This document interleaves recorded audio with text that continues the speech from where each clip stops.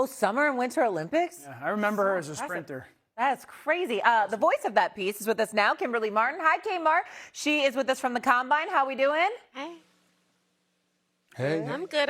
How are you guys? Oh, we're just great.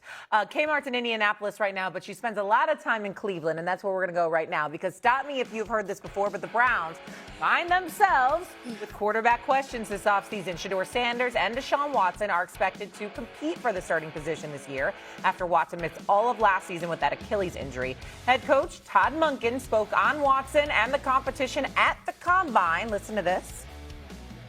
I think any time that you have a player that at one time has exhibited the skill set at an elite level, I think you're always going to give them the benefit of the doubt that somehow we might be able to get that out of them again. And I think that's how you should look at every player. I've said that. You guys have heard me say it. I'm going to let it play out. I think it'd be completely unfair, just like it would be in any classroom setting, be it a history exam, and all the students walk in, and before they're actually given the exam, you give them a grade.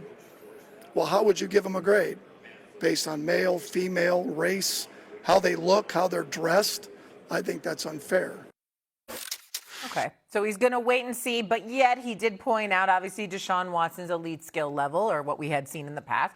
Kimberly Martin, what was your reaction to what Todd Monken said?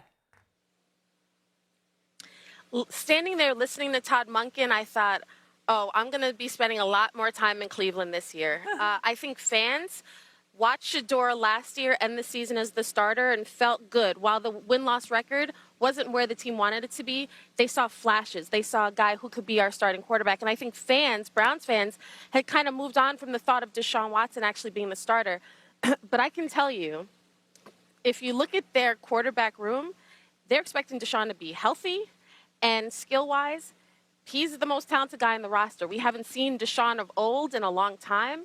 But once Todd Monken said that, I thought, okay, this will be really interesting because we don't know who they might add in free agency or the draft. So there could be an influx of another quarterback in this room. But right now, Deshaun Watson is very much a part of this, which I don't think a lot of people were expecting.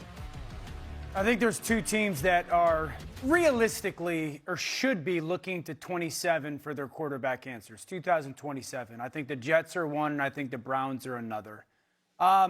If you were asking me, like, where this room sits right now and where that competition should potentially be or who has the advantage or who should get the leg up, I would tell you Shedeur Sanders.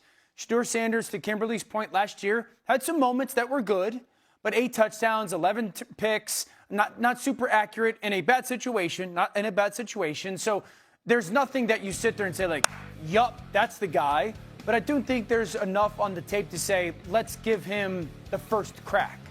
Deshaun Watson hasn't played football, let alone good football, in about 5 years and been healthy to do so. From 2022 to 2024, he was objectively a bottom 5 quarterback in the league for a lot of different reasons. I just don't think the Browns should bank on that coming back from the 2021 and 20 versions of Deshaun Watson. And so I think if you're Cleveland, like, hey, Shedeur, if you can, take advantage of this opportunity and prove to everybody that you are starting quarterback, great. But more than likely, Cleveland's quarterback of the future is in that 2027 draft. We haven't even mentioned Dylan Gabriel. Stephen A., go ahead.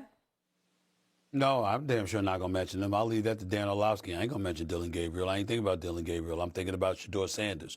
Let me say this to you. 16.7 points per game, 29 out of 32 teams, 59% completions, 26th amongst 30 qualifiers, 73 passer rating, 29th among 30 qualifiers, 36% success rate, 29th among 30 qualifiers. If you have those numbers and a new coach comes in and he's talking about he has seen elite skill level traits in you, he's giving you the benefit of the doubt, which is a plus, which is better than what Shedeur Sanders had last year. Because with Kevin Stefanski and his staff, they seemed very reluctant to bring him on board. When they brought him on board, they seemed reluctant to give him an opportunity. When they gave him an opportunity, they seemed reluctant for him to shine. So bottom line is that this is a better situation for Shedeur Sanders. There is no doubt about that. We wish him luck. He's got a lot to prove, like both of y'all have highlighted. But he does seem to be in a better situation with Todd Monken in terms of a coach apparently willing to give him a chance. I'm going to bring up the name Deshaun Watson for this reason. When I see some of these stats for a guy that got paid $230 million guaranteed, 19 starts in what is it, in 4 years?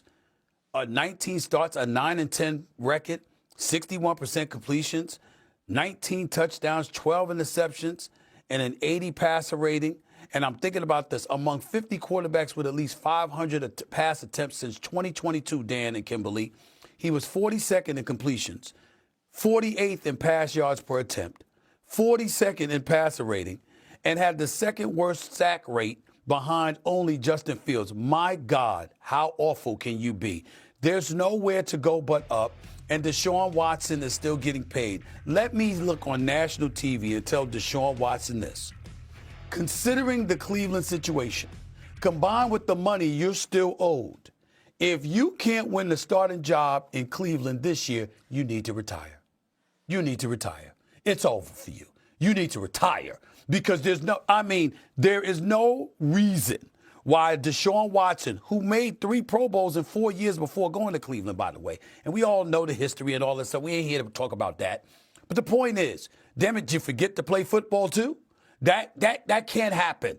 So, yes, Shedeur Sanders right now, but there's no reason to believe that Deshaun Watson can't at least show up and possibly compete for the starting job in Cleveland. He can't do that, bro. Just retire. Well, Steven took the words right out of my mouth because the question that Dana brought up, like who would have the advantage in this quarterback battle, my mind would easily go to Deshaun Watson should have the advantage, being that he's a veteran quarterback. He's seen it all. He used to be one of the best quarterbacks in the entire league. And so if Shedeur comes in and claims that spot, what does that say? But I can tell you both that even when Shedeur and Dillon Gabriel showed up and Deshaun Watson was still rehabbing, he felt like this is still my team. This was not, so while the fans and while we're looking at, oh, okay, will the Browns transition to Shedeur, Deshaun Watson feels very much like this is still his offense, this is still his team. So we're going to see if he can stay healthy, get on the field, beat out these guys, and who else they might bring into this quarterback room. Should Deshaun Watson be considered a starting quarterback, Dan? No. Deshaun has not played good football in 5 years. No. That's why I can appreciate, I guess, his vantage point. This is Shedeur's opportunity. I don't think that Cleveland's going to add a big-name person to this room.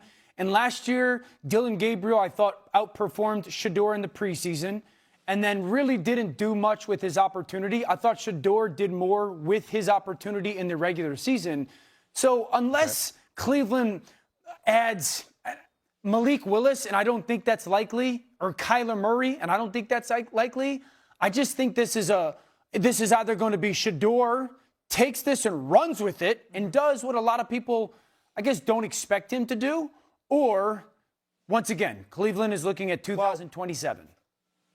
Dan, here's what I'm saying. You're not wrong. I'm not disagreeing with you. I'm just asking you to see where myself and I think Kimberly is coming from the standpoint when we point to the struggles that Shedeur Sanders had.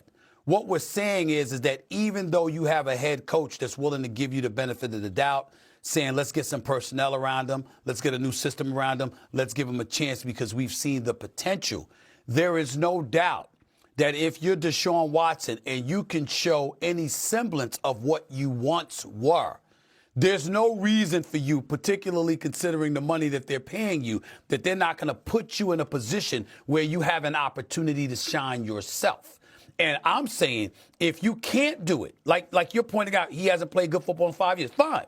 If you can't do it, you need to retire because there's nothing definitively standing in his way.